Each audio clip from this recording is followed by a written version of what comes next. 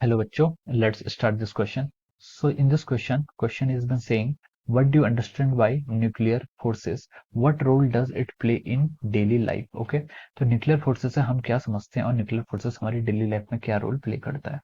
So the key concept of this question, इस question का हम की कॉन्सेप्ट लिख सकते हैं। यहाँ पर क्या बताना है हमें न्यूक्लियर फोर्सेस के बारे में, आपको न्यूक्लियर फोर्सेस आपको डिस्क्राइब करना है, ठीक है, कि न्यूक्लियर फोर्स होता क्या है, ठीक। तो देखिए न्यूक्लियर फोर्स क्या होता है। न्यूक्लियर फोर्स आपका न्यूक्लियस के अंदर लगने वाला फोर्स है, ठीक है। मान लीजिए ये क्या आपका कोई एटम है, ठीक है, ये एटम का सॉरी ये आपका न्यूक्लियस है, एटम का न्यूक्लियस है, ठीक है। न्यूक्लियस का साइज आपका 10⁻⁻15 मीटर लगभग इतना होता है, ठीक है। तो ये आपका काफी स्मॉल होता है। एटम्स के अंदर जो फंडामेंटल होता है उसमें भी क्या होता है, न्यूक्लियस होता है। और न्यूक्लियस के अंदर क्या होता है आपका न्यूट्रॉन्स, प्रोटॉन्स, प्रोटॉन्स, न्यूट्रॉन्स, ये क्या होते हैं, ये होते हैं, ठीक है। ये आपके depending upon the Z and configuration of the atom, ठीक है, उस पर डिपेंड करता है। तो देखिए न्यूक्लियस के अंदर क्या होता है आपका प्रोटॉन्स, प्रोटॉन्स भी हैं और प्रोटॉन्स, न्यूट्रॉन्स भी हैं। तो यहाँ पर प्रोटॉन्स, प्रोटॉन्स के बीच में क्या लगेगा, इलेक्ट्रोस्टैटिक फोर्स लगता है, क्योंकि प्रोटॉन्स पर चार्ज है और न्यूट्रॉन्स पर क्या है, चार्ज नहीं है। तो देखिए प्रोटॉन्स, प्रोटॉन्स अगर इतने स्मॉल स्मॉल डायमीटर यानी कि 10⁻⁻15 के अंदर वो क्या करते हैं, रहते हैं, और उसमें क्या लगता है, प्रोटॉन प्रोटॉन के बीच में रिपल्सिव फोर्स लगना चाहिए। तो जो यहाँ पर जो इलेक्ट्रोमैग्नेटिक फोर्स होगा, जो यहाँ पर क्या होगा, इलेक्ट्रोमैग्नेटिक फोर्स होता है, वो क्या होता है आपका बहुत ही लार्ज होता है। Electromagnetic force inside the nucleus will be very large, ठीक है, आपको बहुत ज्यादा होता है। तो देखिए ये इलेक्ट्रोमैग्नेटिक फोर्स बहुत ज्यादा होता है, तो इसके कारण क्या न्यूक्लियस का आपका स्टेबल नहीं करना चाहिए। लेकिन इसके बावजूद भी हमारा न्यूक्लियस क्या होता है, ठीक है। तो इसका मतलब है कि यहाँ पर कोई दूसरा फोर्स भी है जो इस इलेक्ट्रोमैग्नेटिक फोर्स को क्या कर रहा है, कंपनसेट कर रहा है। और जो फोर्स इसको कंपनसेट करता है उस फोर्स को हम क्या बोल देते हैं, न्यूक्लियर फोर्स बोल देते हैं, ठीक है। So this is our nuclear force, ठीक है। तो न्यूक्लियर फोर्स से क्या होता है, nuclear force exist inside the nucleus, ठीक है। तो हम लिख सकते हैं यहाँ पर nuclear force exist inside the nucleus, nuclear force exist inside nucleus, आपके न्यूक्लियस के इनसाइड होता है, इनसाइड न्यूक्लियस। न्यूक्लियर फोर्स आपका एग्जिस्ट करता है इनसाइड द न्यूक्लियस, ठीक है।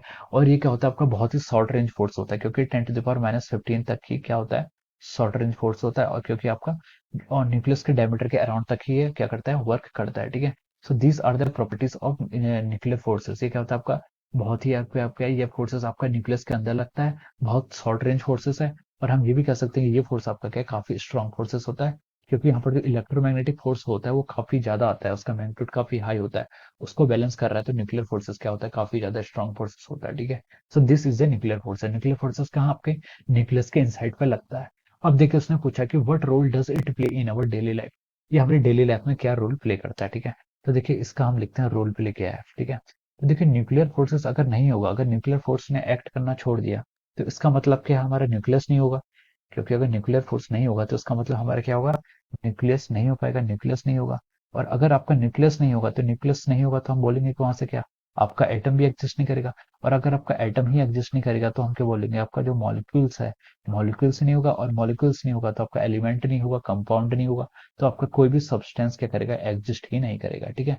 तो ये इसकी क्या डिपेंडेंसी है, एटम से मॉलिक्यूल, मॉलिक्यूल से एलिमेंट। और एलिमेंट ही एग्जिस्ट नहीं करेगा तो कोई आपका सब्सटेंस ही मैटर एग्जिस्ट नहीं करेगा। तो मतलब आपकी अर्थ में कुछ भी पॉसिबल होगा ही नहीं अगर आपका न्यूक्लियर फोर्स एग्जिस्ट नहीं करता है तो। न्यूक्लियर फोर्सेस क्या होते हैं, बहुत ही इंपॉर्टेंट टाइप ऑफ फोर्सेस है, जो आपके क्या लगता है, न्यूक्लियस के इनसाइड पे लगता है। और इस न्यूक्लियर फोर्सेस के बेस पर आपकी पूरी ब्रांच ऑफ फिजिक्स होती है, जिसको हम न्यूक्लियर फिजिक्स कहते हैं, जिसमें हम सिर्फ न्यूक्लियर फोर्सेस के बारे में ही स्टडी करते हैं, ठीक है। तो न्यूक्लियर फोर्सेस का एक बहुत ही क्या है, न्यूक्लियर फोर्सेस बहुत ही इंपॉर्टेंट फोर्सेस है which exist inside the nucleus, ये सिर्फ आपके न्यूक्लियस के इनसाइड पर ही लगता है, ठीक है। तो this is the definition of the nuclear forces. And we give the example that अगर आपका न्यूक्लियर फोर्सेस एग्जिस्ट नहीं करेगा तो आपका न्यूक्लियस नहीं होगा, न्यूक्लियस एग्जिस्ट नहीं करेगा तो आपका एटम्स नहीं होगा, एटम से मॉलिक्यूल नहीं होगा, मॉलिक्यूल से एलिमेंट, एलिमेंट से कंपाउंड नहीं होगा, और उससे कोई भी सब्सटेंस आपका क्या कर पाएगा, एग्जिस्ट ही नहीं करेगा, ठीक है। तो हम जो चीज आसपास देख पाते हैं, ये सब चीजें, ये सब क्या है, एटम से मिलकर बनी हुई है, और एटम्स के अंदर क्या होता है, न्यूक्लियस। और न्यूक्लियस है तो उसका मतलब वहां पर कुछ न्यूक्लियर फोर्स क्या लगता है, ऑलवेज एक्ट करता है, तभी आपको ये सब चीजें आपस में दिखाई पड़ती हैं। So this is the definition of nuclear forces and its role in our daily life. So I hope you all understood this concept. All the best and thank you so much.